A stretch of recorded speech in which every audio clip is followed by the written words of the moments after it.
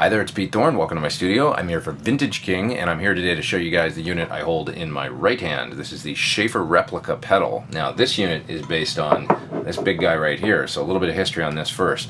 By the way, there's a demo of this on my YouTube channel already, the original Schaffer Replica unit. So what is this thing? Well, in the late 70s, there was a Schaffer Vega wireless unit. I believe it was the first commercially available wireless unit for guitar players, and everybody used to use this thing. I'm talking bands like, I believe, Journey, Van Halen, Pink Floyd, and maybe most famously AC/DC. And I say most famously because Angus Young really loved what the Schaffer Vega wireless unit did to the tone of his guitar. So, you know, he's kind of a famous purist, using an SG and a Marshall and not much else, but he did actually record, as is documented, with the Schaffer Vega wireless unit in line because he loved what it did to the sound of his guitar. So, we're talking about classic albums here like Highway to Hell, For Those About to Rock, Back in Black. He did all those albums actually using the Schaffer Vega unit, so it was a big component of his guitar tone. So fast forward to present times, a fellow named Phil Olivieri found out about this. He's an AC/DC nut and aficionado and totally into Angus tone. And when he found out that Angus used one of these things, he set out to recreate it to figure out, you know, what is this magic unit? What is it doing to Angus's tone? What did it do back in the day to make it sound so cool? So what he's done is, in this unit, he's recreated the audio circuit only of the Schaffer Vega wireless unit. So there's no wireless transmitter going on here or anything. You just come out of your guitar, plug it right into the front of this guy, and you come out of it into your amp. You've got a very simple set of controls here with an on-off switch, an input gain, and an output gain, and that's it. Now, what he's done with the smaller unit here is basically try and recreate exactly the audio circuit of the big guy, and it sounds very, very faithful to my ears to the big unit. You've got, like I say, just a very, very simple set of controls here, and what this thing basically does to your tone is it definitely offers a lot of clean boost, but there's also some sort of sonic secret sauce going on. I would say some compression, maybe a little bit of saturation and that kind of thing, especially when you push this input control right here up. And so more on that in just a second here. We're going to listen to some sound examples so you can hear what this thing does to your tone. So Phil agreed to join me in this video to answer a few questions that I had for him about the Schaffer Replica units, and I'm really glad he chose to join me. He's a really, really interesting guy. He's very, very passionate about guitar. He's a lot of fun, and so yeah, let's hear some answers to my questions now from Phil.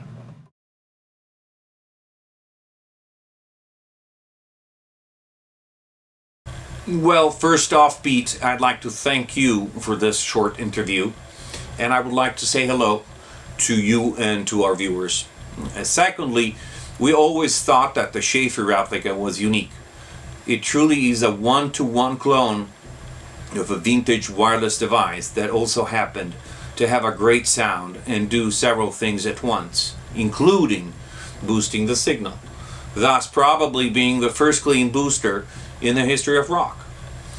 In today's market, it always happens to be competing with someone or something, and so we gladly accept the challenge. In no particular order, I'd say we excel at several things. We have a superb sonic signature. Many of our users plainly admit that they leave the Schaffer Replica always on. And secondly, you can count on the palm of one hand those devices that created a sound recorded on multi-million selling albums. And the Schaffer Replica clearly is one of them. Going back to AC/DC on Back in Black or Highway to Hell, just to name a couple, but also the live Pink Floyd album The Wall, among others, as played by David Gilmour. So we truly bring back that same identical sound. And also the Schaffer Replica has been used recently on AC/DC latest album Rock or Bust, and it's being used by Angus Young on tour currently. Thirdly, we truly amplify the audio signal up to about 30 decibels, thus being an extremely powerful clean booster.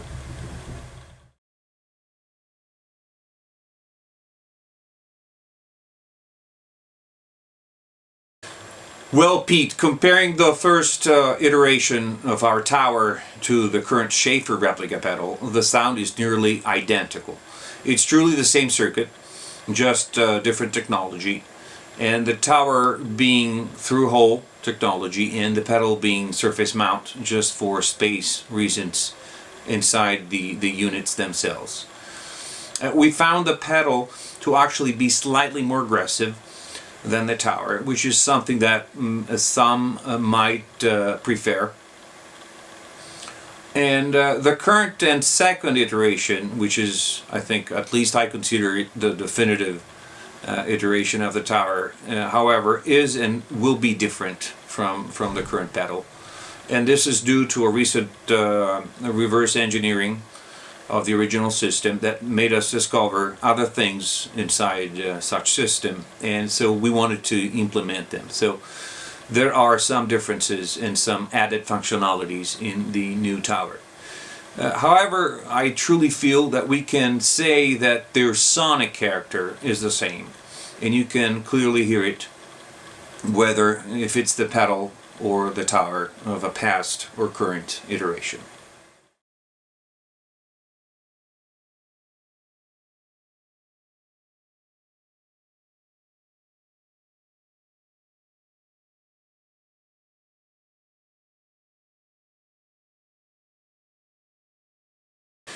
Well, yes, Angus Young used it from August 77 to approximately somewhere 1986, we believe, 85, 86. He did not remember specifically when he stopped using it, and who knows why he stopped using it. And I thought, for example, that when he stopped using it, he sounded differently. It almost seemed a different Angus Young. So now I'm extremely happy that he used it on the album and he's using it on tour, and we actually updated Angus Young units because we shipped to them probably a couple weeks ago for the beginning of the new leg of the tour, 2 brand new towers. So I'm so happy, that it's beyond description for me. But he's not the only one that wants to have the Schaffer replica sound. There's several more, including you, for example. But I know for sure that Aerosmith have one pedal. Brett Whitford has one, and I know that the Foo Fighters have one of my towers. I know, and I think that Green Day are recording their new album with a pedal. I know that Ron Woods of Rolling Stones has one pedal, and our beloved Doug Aldrich is an official endorser of ours. And then another good friend is Derek Sherinian, amazing Hammond player. And so, he's not a guitar player, he's actually a Hammond player, a keyboard player. And the sound that he can make with that Hammond running through our Schaffer replica tower is just beyond description. Once again, it's just passed through your body. I was there to witness it personally. And Warren Haynes, Muse, Phil X, Sting, Keith Urban has 2 towers. Nolly Colt, another good friend and an endorser, official endorser of ours. Bass player Pino Palladino, for example, plays with a Schaffer replica pedal. Lenny Kay, and then Steve Stevens and the good friend Toshinari Yanagi has a pedal, and Coco Montoya, Neil Sean, Elliot Randall, George Lynch, and the list goes on. And it's just, I say again, it's just beyond description where. What's happening with this sound, and I couldn't be happier, and I couldn't thank you more intensely than I do from here. Let's check out the controls on the Schaffer replica pedal. So you've basically got a very simple control set here. There's an input gain and an output gain control. To my ear, when the unit has both the controls on about 10 o'clock or something like that, it's when it's about at unity gain. So I'm playing through my Sur SL68, and let me see, I'm on the bright channel with the volume at about 10 o'clock or something like that. So the amp's just kind of, breaking up, got a little bit of crunch going on. Okay, and turning on the Schaffer Replica pedal. Okay, so this is with both controls at about 10 o'clock. Now if I increase the input gain all the way up, listen to the difference in tone.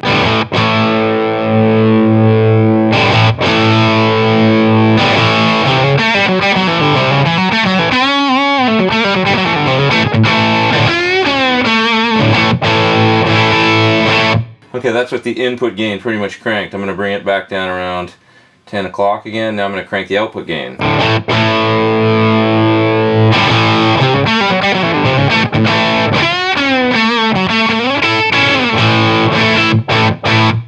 Okay, so that also increases some hiss, it sounds like. So it sounds to me like basically the input gain increases gain, but also there's some compression and some saturation going on, whereas the output gain is basically giving you like more of like a clean boost kind of straight up sound. So it's just a matter of balancing the input gain and output gain for the tone that you want.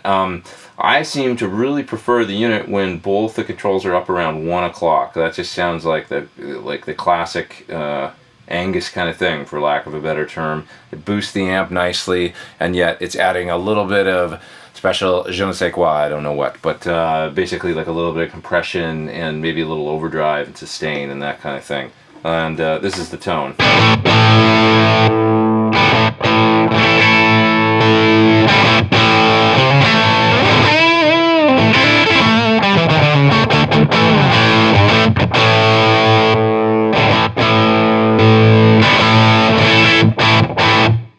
Okay, so it just sounds really cool. So I'm going to play some classic AC/DC guitar riffs now with this setting, so that you can hear, yeah, what this sounds like kind of in context excuse me, with some familiar riffs.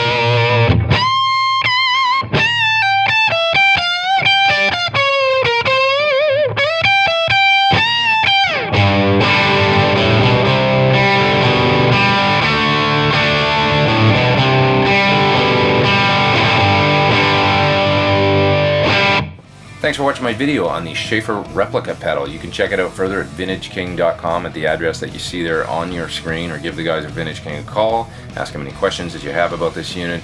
It's super cool. I really like it, and what it does to my guitar tone. It's just a lot of fun for boosting a clean amp or a semi-dirty amp kind of over the top, and it's got a lot of history to it too, and it's a lot of fun just because of that. Alright, please hit subscribe if you haven't. Come back and see me for more videos real soon. I am Pete Thorn, over and out.